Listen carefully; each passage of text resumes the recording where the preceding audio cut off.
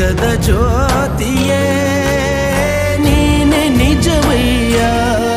ಮಂತ್ರಾಲಯ ವಾಸ ಮಂತ್ರಾಕ್ಷತೆಯ ಅರಸ ಗುರು ರಾಘವೇಂದ್ರ ರಾಘವೇಂದ್ರ ರಾಘವೇಂದ್ರ ಗುರು ರಾಘವೇಂದ್ರ